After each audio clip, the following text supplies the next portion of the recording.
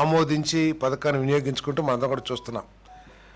So దీని మూలంగా auto డ్రైవర్స్కి, auto నడిపే వాళ్ళందరికీ కూడా కొన్ని ఇబ్బందులు తలెత్తుతున్నాయి. వారికి ఏదైతే వారి ప్రొఫెషన్ ఉందో దానికి ఇబ్బంది పడుతుందని చెప్పేసి కొంతమంది ఆటో డ్రైవర్లు, క్యాబ్ డ్రైవర్స్ వీళ్ళందరూ కూడా ముఖ్యమంత్రి గారికి రిప్రజెంటేషన్ చేయటం ద్వారా మరి ముఖ్యమంత్రి గారు వారి సమస్యని కూడా పరిగణలోకి తీసుకుని ఈ ప్రభుత్వం యొక్క లక్ష్యం సాధ్యమైనంత వరకు ప్రభుత్వం చేసే కార్యక్రమాల ద్వారా ఎవరికి నష్టం కలగకూడదు, ఎవరు ఇబ్బంది పడకూడదు అనే లక్ష్యంతో ఏదైతే ఈ ప్రభుత్వం పనిచేస్తుందో దాంట్లో భాగంగా ముఖ్యమంత్రి గారు ఆటో రిక్షా వాళ్ళకి, డ్రైవర్స్కి, మోటార్ క్యాబ్ డ్రైవర్స్కి, మ్యాక్సీ క్యాబ్ డ్రైవర్స్కి 15,000 రూపాయల ఆర్థిక సాయం అందించడానికి జారీ చేయబడిన ఉత్తర్వులని మంత్రిమండలి ఆమోదించిందని చెప్పేసి మనం చేస్తాను.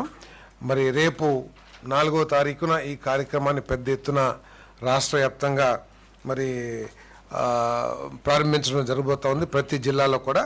దీని ద్వారా దాదాపు 2,90,669 మంది క్యాబ్ డ్రైవర్స్ కానీ, ఆటో డ్రైవర్స్ కానీ ఈ పథకం ద్వారా లబ్ధి పొందుతారని చెప్పేసి మనం చేస్తాను.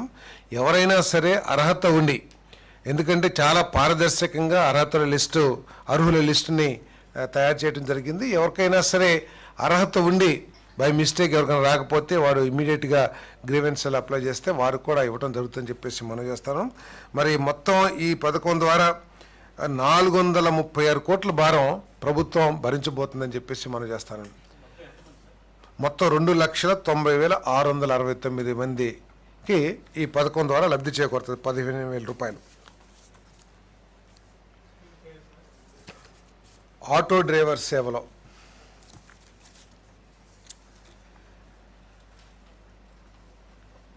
మనందరికీ తెలిసిందే, ముఖ్యమంత్రి గారు పదే చెప్తున్న విషయం, ఈ రాష్ట్రంలో టూరిజం రంగాన్ని అభివృద్ధి చేసినట్లయితే ఎక్కువ మందికి ఉపాధి అవకాశాలు లభిస్తాయి, మన రాష్ట్రంలో యువకులకి ఉద్యోగ అవకాశాలు లభిస్తాయి. కాబట్టి దీని మీద ప్రభుత్వం చాలా దృష్టి పెడుతున్న విషయం మీ అందరికీ కూడా తెలుసు. ఇప్పటికే అనేక పాలసీస్ని ఆమోదించాం. టూరిజం కూడా బాగా అభివృద్ధి చెందుతున్న పరిస్థితులు కూడా మీ అందరికీ తెలుసు. హోటల్ 50,000 రూమ్స్ని నిర్మాణం చేయాలని, ఎక్కడెక్కడైతే అవకాశాలు ఉన్నాయో అక్కడంతా కూడా టూరిజంని డెవలప్మెంట్ చేయాలని చెప్పేసి పాలసీల ద్వారా చేస్తున్న ప్రయత్నం మీ అందరికీ తెలిసిందే.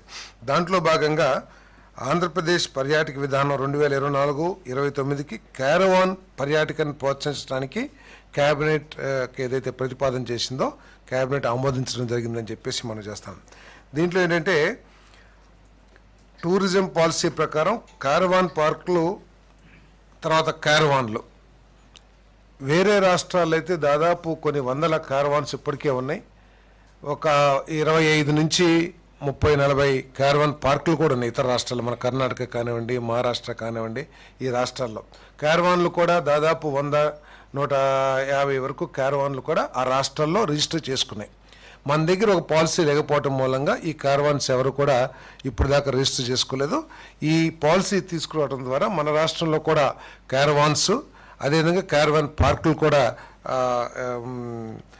వస్తాయని చెప్పేసి ఆశిస్తున్నాం తప్పకుండా. దీంట్లో ఏంటంటే మెయిన్గా క్యారవాన్ ఎవరైతే పెడతారో వాళ్ళకి ట్యాక్స్ రిబేట్ కూడా ఇవ్వటం, లైఫ్ ట్యాక్స్ ఏదైతే ఉందో ఆ రిబేట్ ఇవ్వడం జరుగుతుంది. అదేవిధంగా క్యారవాన్ పార్కులు ఎవరైతే ఏర్పాటు చేస్తానికి ముందుకు వస్తారో వారికి స్టాంప్ డ్యూటీ కానివ్వండి, లేకపోతే అనేక విధమైన ఇన్సెంటివ్స్ కూడా ఇవ్వబడతాయని చెప్పేసి నేను తెలియజేస్తా ఉన్నాను. అంటే అది కూడా ఉంది. క్యారవాన్ పార్కులకి ఏంటంటే స్టాంప్ డ్యూటీ మరియు బదిలీలో 100% ఇన్సెంటివ్, అదేవిధంగా ల్యాండ్ కన్వర్షన్లో 100% మాఫీ, నాణ్యత ధృవీకరణ పత్రం ఏదైతే ఉంటుందో దానికి ఫీజు ఉంటుంది. నేషనల్ అయితే 2 లక్షలు, 100% ఇన్సెంటివ్.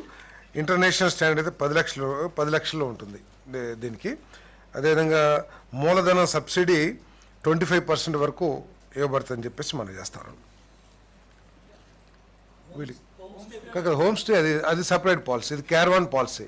క్యారవాన్ పాలసీలు ఏంటంటే క్యారవాన్లు కోటి, అదేంటంటే మనం మొట్టమొదటి వచ్చిన 25 క్యారవాన్లకి లైఫ్ ట్యాక్స్లో 100% మ్యాక్సిమం 3 lakhs రూపీస్. ఫస్ట్ వచ్చిన 25, తర్వాత 25 నుంచి అంటే 26 నుంచి 38 క్యారవాన్స్ వరకు 50% మ్యాక్సిమం 2 lakhs.